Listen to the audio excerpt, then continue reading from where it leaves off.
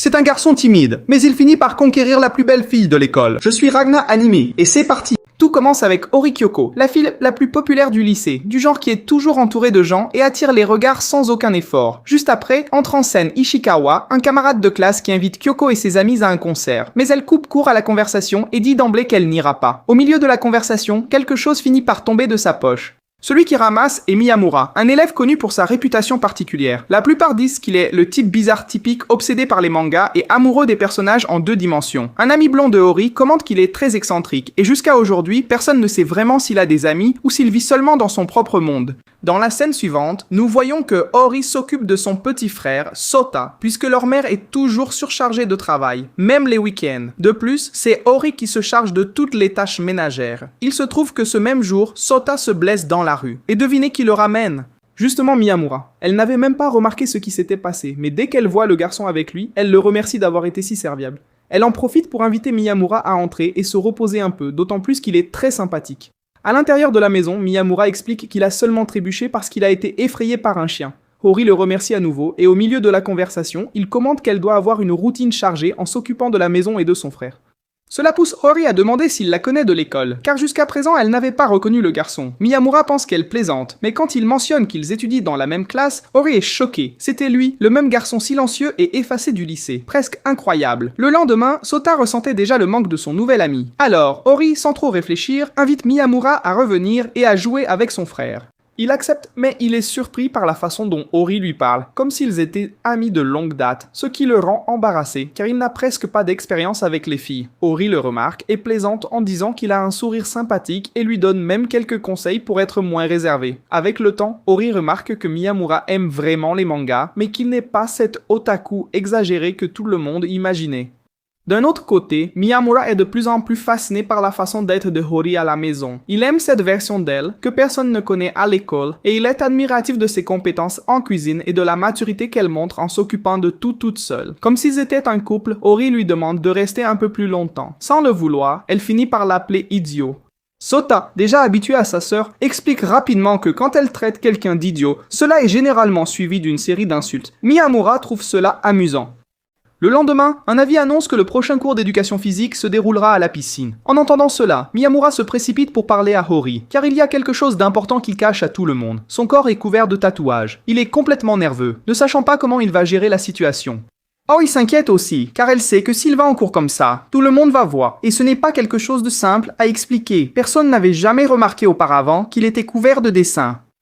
Pour aggraver les choses, la chaleur ne fait qu'augmenter et le port de l'uniforme à manches longues que Miyamura insiste à garder commence à paraître suspect. Pendant ce temps, Yuki et Ishikawa apparaissent et sont surpris de voir Ori et Miyamura discuter comme s'ils étaient intimes. Ishikawa soupçonne rapidement la relation et demande si les deux sortent ensemble. Miyamura nie immédiatement et affirme même que cela n'arriverait jamais parce qu'ils sont juste amis. Mais au fond, il commence lui-même à se demander si c'est vraiment vrai. Et comme si cela ne suffisait pas, il se rend compte qu'Ishikawa est aussi intéressé par Ori. L'ami lui demande de garder le secret. Et comme si la situation n'était pas déjà assez compliquée, Ishikawa se demande aussi pourquoi Miyamura insiste pour porter des vêtements d'hiver en plein été. En réponse, Miyamura propose de révéler un secret si Ishikawa promet de garder le silence, surtout avec les professeurs. Quand il accepte, Miyamura montre ce qu'il cache. Sur le moment, Ishikawa est choqué en voyant tous les tatouages. Il essaie de comprendre et se demande même si Miyamura est fan d'un chanteur de rap. Profitant de l'ambiance de confiance, Ishikawa demande comment lui et Ori sont devenus si proches. Alors qu'il y a peu de temps, ils se parlaient à peine. Miyamura, timide, dit que Ori le voit seulement comme un ami et qu'elle est gentille. Mais Ishikawa pense qu'il y a plus que ça. En rentrant chez elle, Ori va directement demander des explications à Miyamura. Elle veut savoir pourquoi il a dit qu'il ne fonctionnerait pas en tant que couple. Coincé, Miyamura admet qu'il trouve cela étrange. Il sent qu'il ne lui correspond pas et a peur de nuire à sa réputation s'ils sont vus ensemble. Mais Ori ne veut rien savoir. Elle lui ordonne de se taire et, presque menaçante, dit que s'il disparaît, qui va la réveiller quand elle sera en retard? Qui va regarder des films avec elle? Qui va lui voler un morceau de sa nourriture? Et au final, qui va l'aimer? Pour conclure, Ori révèle encore qu'elle a refusé la déclaration d'Ishikawa sans hésiter. Le lendemain, Ishikawa s'excuse auprès de Miyamura d'avoir trop parlé, mais il répond que ce n'est pas grave, juste que la prochaine fois, il vaudrait mieux se taire. Sur le chemin du retour à la maison, Kyoko et Miyamura passent par le marché. Pendant les courses, Ori voit une affiche d'anime et sans s'en rendre compte, commence à chanter le thème d'ouverture sur place. Après quelques secondes, elle s'en rend compte et devient extrêmement gênée, mais Miyamura complimente sa voix. Elle essaie de dissimuler en disant qu'elle se souvenait de la chanson parce que c'était un anime que Sota adorait. Clairement, une otaku camouflée. En arrivant à la maison, une surprise. La mère de Ori est là. Sota enthousiaste commence à raconter tout le bien que Miyamura ait fait. La mère curieuse dit qu'elle adorerait le rencontrer. C'est alors que Ori remarque un détail curieux. Après avoir passé tant de temps avec Miyamura, elle ne connaît toujours pas son nom complet. Le lendemain, à l'école, Ori pense même à lui demander son nom complet sans détour, mais elle finit par hésiter. À la place, elle commence à inventer des stratégies farfelues pour le découvrir sans éveiller de soupçons, comme attendre que quelqu'un appelle le garçon par son vrai nom, sans qu'elle ait à demander directement. L'occasion parfaite se présente dès le lendemain, quand il n'y a pas cours et que Miyamura va chez elle pour rencontrer sa mère. Après tout, c'est évident que sa mère lui demanderait son nom. Elle devait juste faire attention à la réponse et la mémoriser. Quand il arrive, il apporte un cadeau et se montre très poli. Sa mère, pressée, le remercie d'être si gentil avec ses enfants et part en courant au travail, en retard comme toujours. Quand Ori revient du supermarché, elle découvre que sa mère est déjà partie et se sent indignée parce que son plan est tombé à l'eau. Elle se plaint en disant qu'elle n'arrive jamais à rien faire correctement et, pour aggraver les choses, elle se rend compte que sa mère l'a envoyée au marché juste pour les laisser seuls. Ori demande à Miyamura de dire son nom complet et se révolte en apprenant qu'il l'a dit tranquillement à sa mère, sans aucun mystère. Il trouve tout cela très étrange et commente même qu'elle agissait de manière bizarre ces derniers jours. Au bout du compte, Miyamura décide de clore le sujet et écrit son nom sur un papier. Remet à Ori, qui le garde comme un trésor d'une valeur inestimable. Mais Miyamura insiste pour qu'elle dise son nom à haute voix. Ori, un peu gêné, répète ce qui la met mal à l'aise.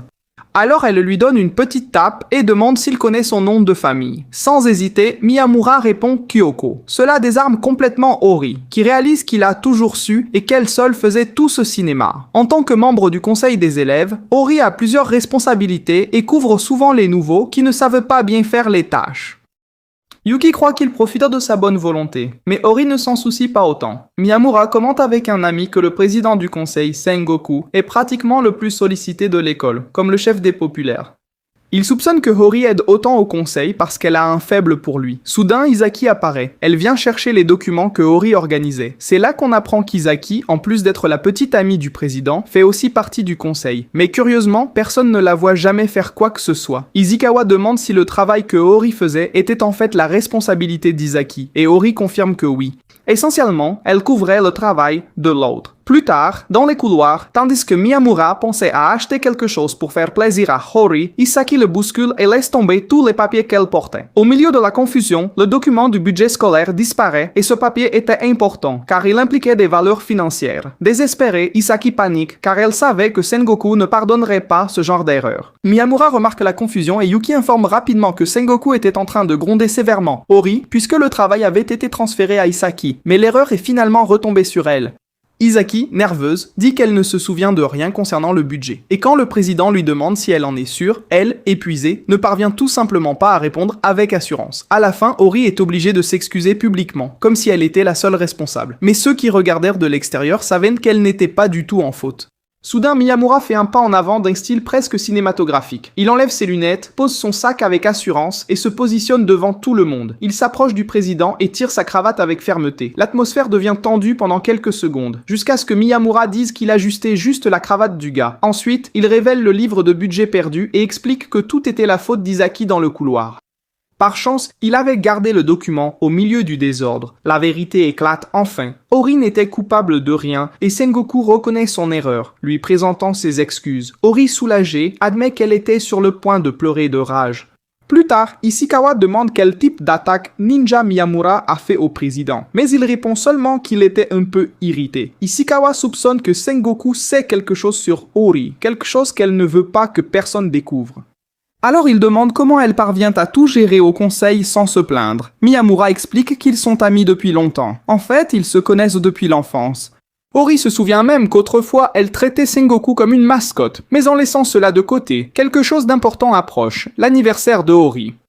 La date tombait bien pendant les vacances d'été, et Ishikawa est perdu quant au cadeau à acheter. Il a encore peur d'être rejeté à nouveau, comme lorsqu'il l'a invité à sortir. Miyamura se casse aussi la tête en pensant à quel cadeau offrir. Pendant ce temps, Sota est rayonnant parce que Miyamura va assister à la fête. Le petit garçon demande déjà s'il va apparaître tous les jours. Cependant, son enthousiasme disparaît quand Ori commande qu'après la remise des diplômes, peut-être que Miyamura ne pourra plus lui rendre visite. L'ambiance change et Sota devient pensif, un peu triste. Le jour de l'anniversaire, Miyamura arrive avec un cadeau spécial, un CD avec les chansons les plus populaires du moment, des succès comme Taylor Swift, BTS et autres. Ori se demande comment il sait toujours exactement ce qu'elle veut. En même temps, une pensée étrange lui traverse l'esprit. Son anniversaire signifie que les vacances se terminent.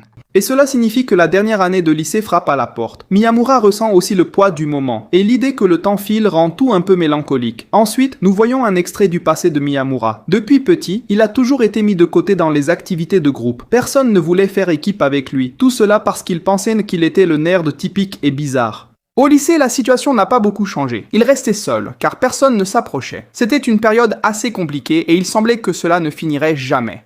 Mais alors, Ori est apparue. Elle a été la seule fille à ne pas le traiter différemment, ni à le voir comme quelqu'un d'étrange. Miyamura se souvient de Ori, commentant qu'on disait qu'il était silencieux. Mais pour elle, il semblait être un gars ordinaire. En fait, il a même eu une impression amusante. Il a pensé que la différente de l'histoire, c'était elle, simplement parce qu'elle engageait la conversation de nulle part. Après les vacances, déjà en 3e année, arrive le moment redouté de découvrir dans quelle classe chacun se retrouve.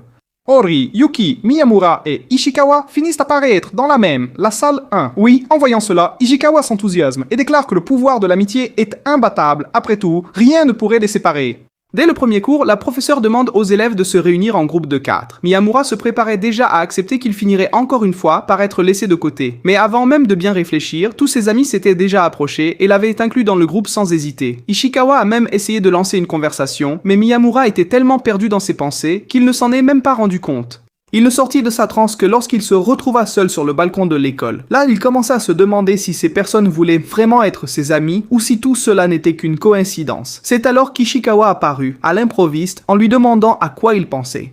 Miyamura, sincère à l'excès, répondit qu'Ishikawa semblait toujours être sur une autre planète, qu'il était un peu étrange, mais qu'au fond, c'était un type sympa. Cependant, ce qui attirait le plus l'attention chez lui était quelque chose d'un peu aléatoire. Quand il enlevait ses lunettes et rejetait ses cheveux en arrière, il devenait même plus beau que certaines filles d'ici. Le commentaire était tellement inattendu qu'on pouvait même suspecter certaines choses à propos d'Ishikawa.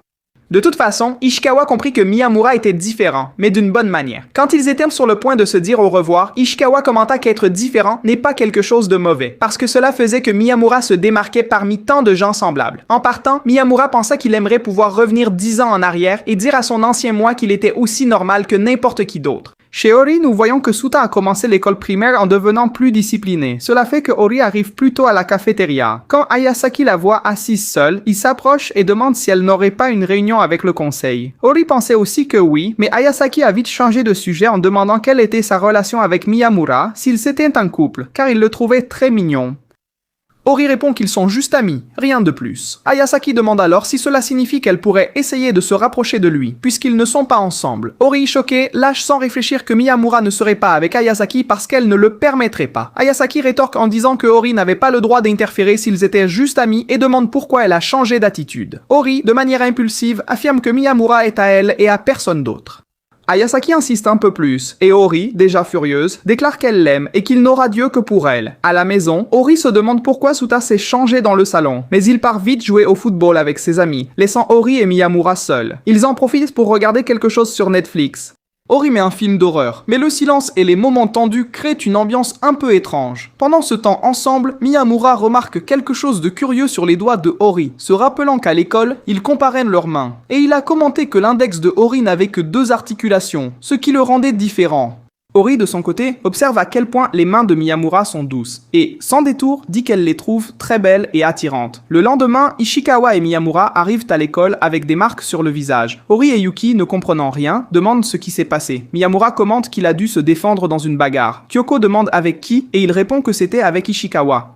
Ori dit alors qu'elle savait qu'il était un idiot. Elle n'imaginait pas que la situation en arriverait là. Miyamura essaie d'expliquer, mais elle était encore fâchée contre Ishikawa. À cet instant, Ishikawa apparaît dans un état encore pire que Miyamura. Ori, inquiète, va vers lui pour savoir ce qui s'est passé, mais Ishikawa ne veut pas raconter. Ne sachant pas ce qui s'est passé, elle demande qui a gagné la bagarre. Ishikawa répond que cela n'a pas d'importance, mais qu'en regardant les visages, il était évident que Miyamura avait le dessus. Tout a commencé quand Ishikawa a dit à Miyamura que Ori était amoureuse de lui. Mais Miyamura, têtu, a insisté qu'elle le voyait seulement comme un ami. Ishikawa, impatient, a provoqué en demandant s'il allait ignorer cela ou faire quelque chose à ce sujet. Miyamura a continué de nier, disant qu'il ne savait pas ce que Ori ressentait parce qu'il n'avait jamais demandé. Fatigué de la même excuse, Ishikawa a perdu patience et s'est jeté sur lui, assénant un coup de poing à Miyamura. Comme de bons amis qu'ils sont, ils ont fini par se bagarrer. Ensuite, Miyamura a expliqué que c'était par autodéfense, mais Ishikawa a rétorqué en disant que c'était une raclée inutile. Il a encore demandé si Miyamura avait fait cela par peur, mais Miyamura, avec fermeté, a dit qu'Ishikawa méritait répéter chaque coup. Ishikawa s'est senti coupable, pensant que tout cela était de sa faute. Rory a conseillé qu'il s'excuse simplement. Quand Rory parle avec Yuki à ce sujet, Yuki commande que Miyamura a dit que c'était de sa faute. Rory réplique en disant qu'Ishikawa a dit le contraire, affirmant que c'est lui qui a commencé la confusion. Même ainsi, Rory se demande la raison de la bagarre. Yuki sait que c'était à cause d'elle, mais elle a promis de garder le secret, alors elle laisse échapper un rire suspect, tandis que Rory trouve curieux que les deux se soient battus comme deux troglodytes. Plus tard, Ishikawa marchait dans la cour quand plusieurs papiers ont volé par une fenêtre. En levant les yeux, il a vu Sakura, qui s'est excusée immédiatement. En rendant les papiers, il a commenté qu'il semblait qu'elle faisait beaucoup de travail seule.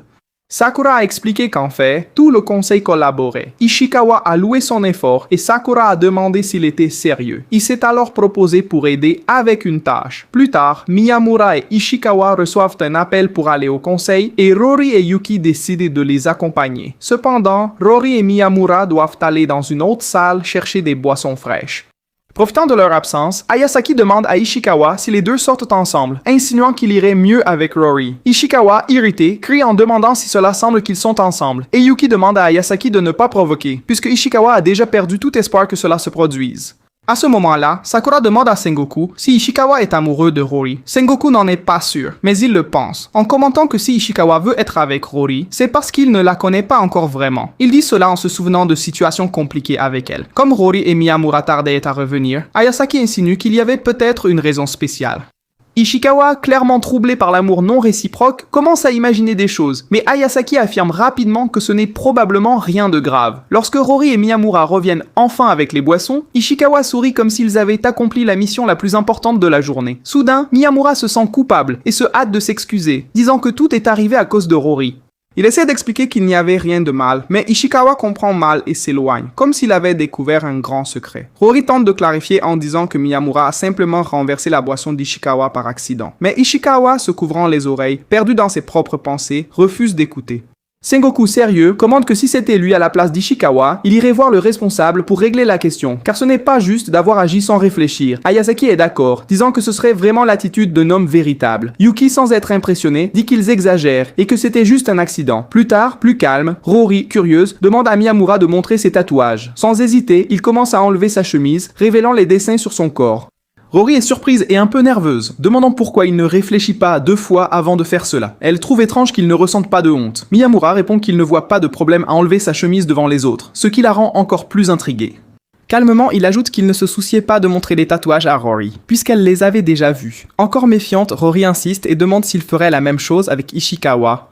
Miyamura, sans y accorder d'importance, dit que cela ne poserait pas de problème non plus, car Ishikawa connaissait déjà ses dessins. Curieuse, Rory demande pourquoi il ne se sent jamais mal à l'aise, alors qu'elle rougit pour un rien. Miyamura dit qu'elle se trompe, car lui aussi ressent de la honte. Voyant que Rory ne lâchait pas le sujet, il raconte qu'il a rencontré un ancien ami de l'école, Shindo, qui a demandé sans détour s'il sortait avec Rory.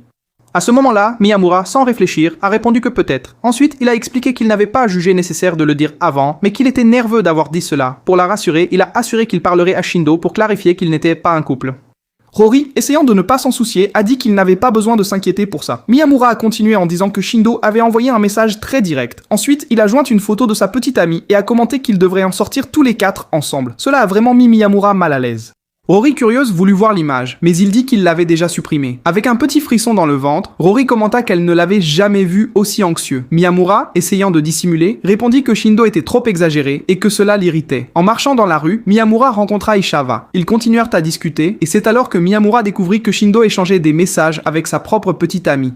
Soudain, Miyamura s'exalta et avança pour donner un coup de poing à Shindo, qui se contenta de rire et dit que, puisqu'ils étaient amis d'enfance, Miyamura devrait au moins le présenter à Rory. Avec froideur, Miyamura les présenta de manière distante, ajoutant que Shindo avait redoublé une année parce qu'il était têtu. Shindo a essayé de s'expliquer, disant que cela s'était produit parce que l'école Ayazaka était destinée aux élèves brillants et qu'il aurait préféré être à Katagiri. Miyamura ne put s'empêcher de se rappeler de la première fois qu'il avait rencontré Shindo des années auparavant, quand il l'avait aidé à ramasser des cahiers tombés dans la cour. Comme prévu, les camarades de Shindo ont rapidement commencé à provoquer Miyamura, le traitant d'ennuyeux et de solitaire. Cependant, Shindo ne s'est pas laissé faire et a répliqué en disant qu'ils étaient simplement jaloux parce qu'ils pensaient qu'il les laissait de côté. Shindo n'a jamais abandonné Miyamura et cela a toujours rempli Miyamura de fierté. Pourtant, pour lui, cela ne suffisait pas. Il pensait que Shindo avait changé depuis l'enfance et que maintenant, Rory occupait la place que Shindo avait eue dans sa vie pendant le lycée. Le temps a passé et comme si la vie n'était pas assez compliquée, Rory est tombé malade. Sota, avec son charme captivant, lui a demandé de se reposer et de ne pas aller voir Jésus.